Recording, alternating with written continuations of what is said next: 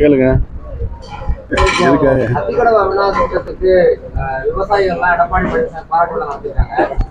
அதுல முன்னாள் முதலமைச்சர்கள், கட்சியினுடைய தலைவர்கள், எம்ஜிஆர் ஜெயலலிதாவுடைய படங்கள் இல்லைன்னு ஒரு அதிருப்திய மூத்த நிர்வாகி செங்கோட்டையன் தெரிவிச்சிருக்காரு.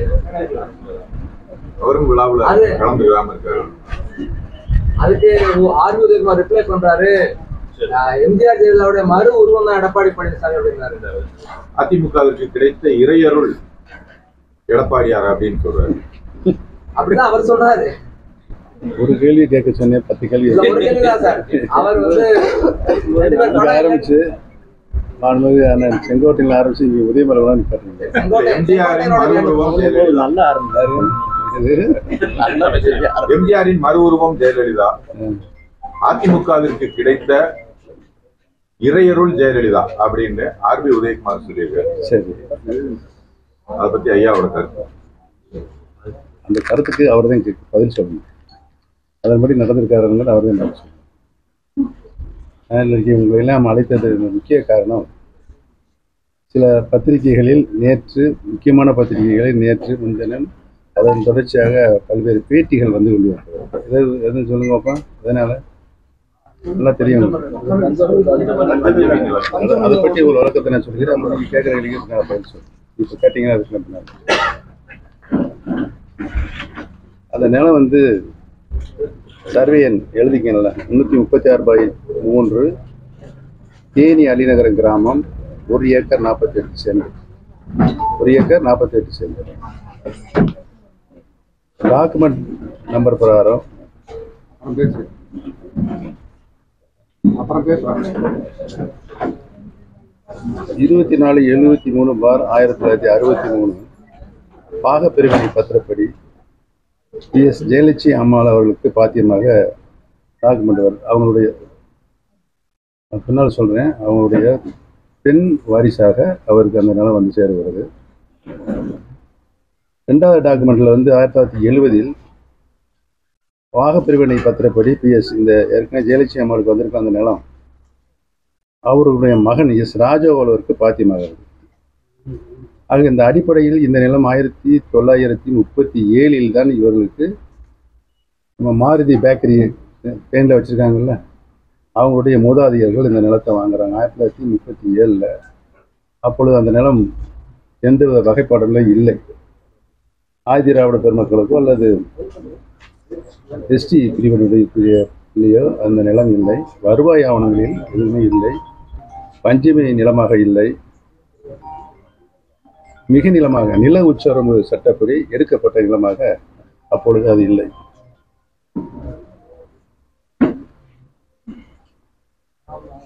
நிலத்துக்கு அதை கூப்பிடுறாரு, பேசிட்டு ஹரிசங்கரா எங்க இருக்கீங்க? சென்னையில் இருக்கீங்களா? Right right. எங்க இருக்கீங்க? சென்னையில். அப்படியா? அங்கே போயிருந்தீங்களா இந்த கமிஷன் ஆஃபீஸுக்கு? ஏதாவது அந்த என்கொயரி உங்ககிட்ட இருக்கு, அது ஏதாவது உத்தரவாதம் போட்டிருக்காங்களா? உங்க பேரில் எதுவுமே வரல இது வரைக்கும். சரி, அதுங்க ப்ரெஸ்ஸு பார்க்க போகிறேன், அதே உங்கள்கிட்ட கேட்டு. சரி சரி, நன்றி.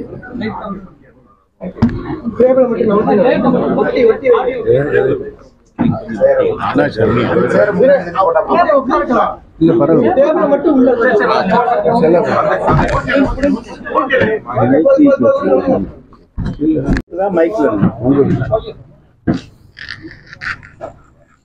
ஆக பாகப்பிரிவினைப்படி PS ஜெயலட்சுமி அம்மாளுக்கு கிடைக்கப்பட்ட இடம் மீண்டும் பாகப்பிரிவினை பத்திரப்படி ஜெயலட்சுமி அம்மாள் வந்து அவருடைய மகன் S ராஜகோலருக்கு எழுதி வச்சுறாங்க.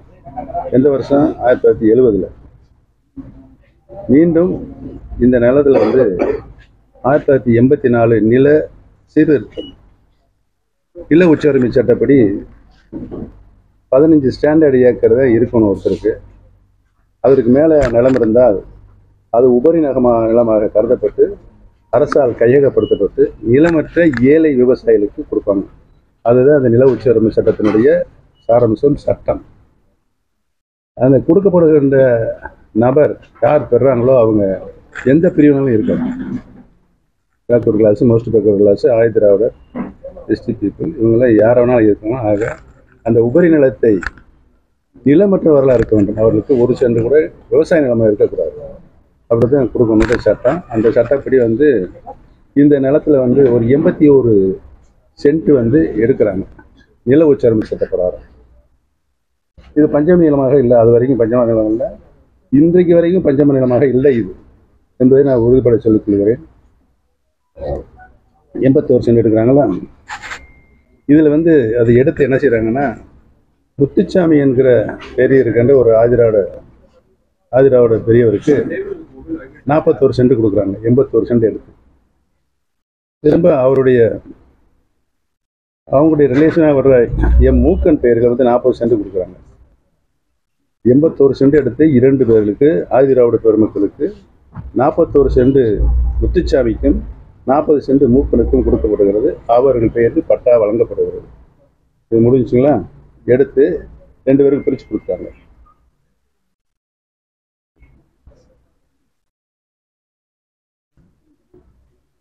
இதில் அடுத்து வந்து 2008, இது வந்து இந்த பத்திரம் முடிகிறது எடுத்து கொடுக்க வருது 1984. எத்தனை வருஷம் கழிச்சு? 2008னா சொல்லுங்க,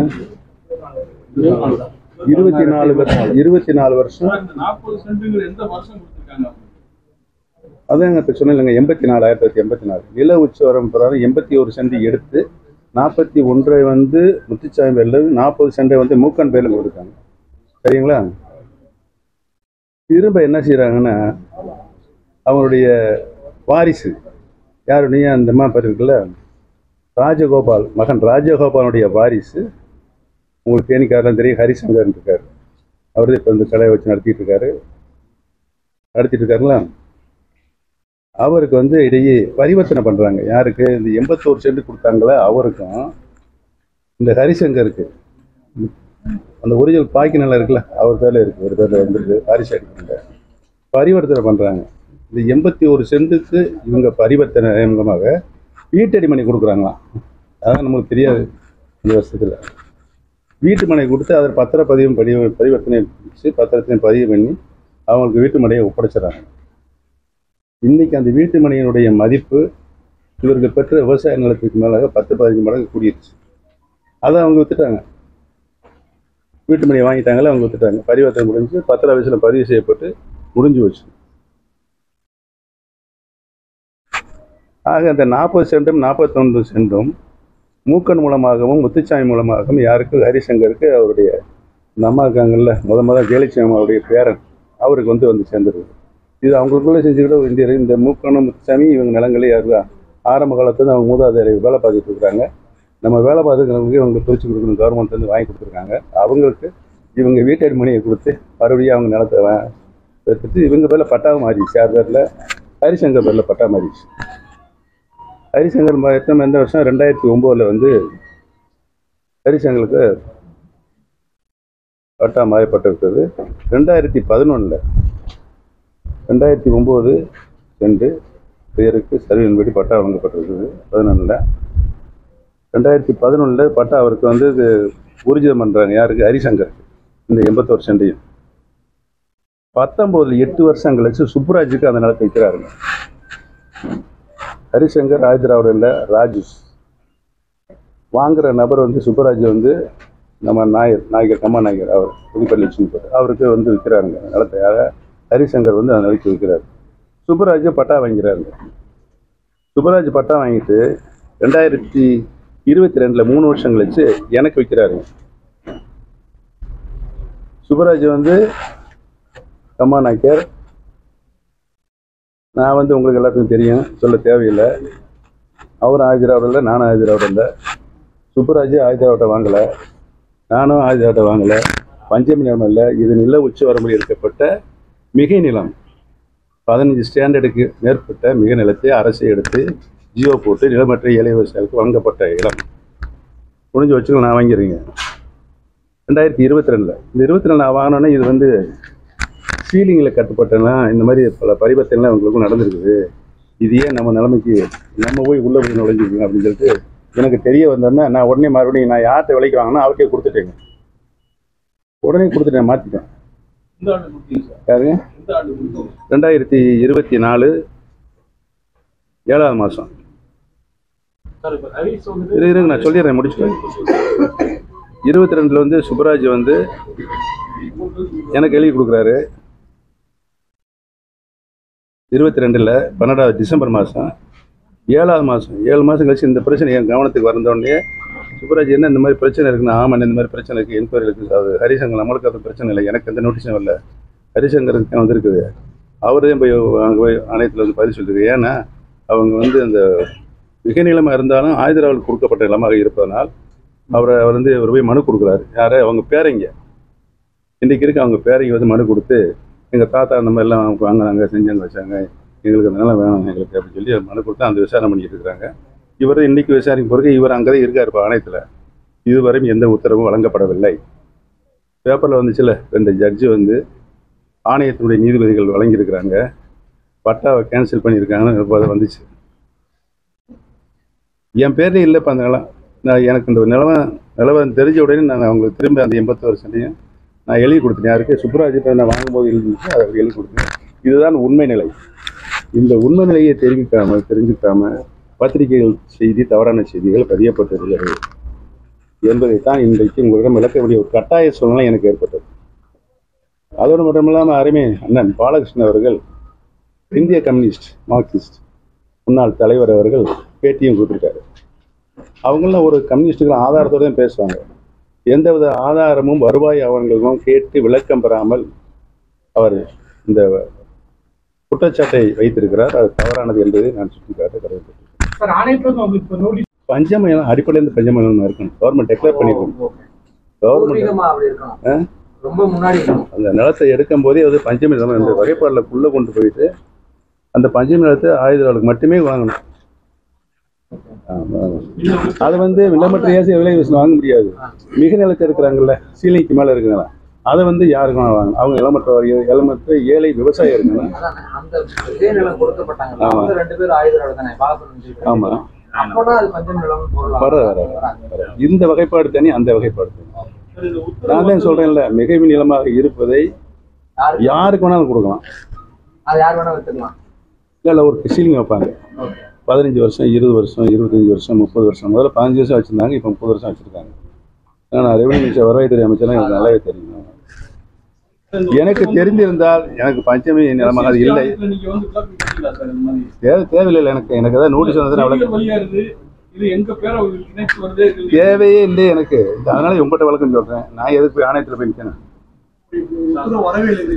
யாருங்க இப்போ அவரு அங்க இருக்காரு? யாரு? எனக்கு ஒருத்தவர் சுப்ராஜ். ஹரிசங்கருக்கு தான் நோட்டீஸ் வந்து அவர் தான் போய் ஆணையத்தில் பேசிட்டு இருக்காரு, டிஸ்கஷன்ல இருக்கு. அவர் வக்கீல வச்சு அங்கே வாதாடிக்கிட்டு இருக்காரு. எனக்கு நாங்கள் திரும்ப அந்த நிலத்தை பெறப்பட்டதற்கு பதிலாக பரிவர்த்தனையாக வீட்டு மனையை நாங்கள் வழங்கியிருக்கிறோம். அதை ஏற்றுக்கொண்டு பத்திர ஆஃபீஸில் பதிவு செய்திருக்காங்க. அவர் சொல்லி அதை வாதாடிக்கிட்டு இருக்காரு. கூடுதல் வேலை வைப்பாது. இப்பெல்லாம் அதே போச்சு. தேனியில் உங்களுக்கு நிலம் என்னன்னு தெரியுங்களா? எவ்வளோ வருஷம்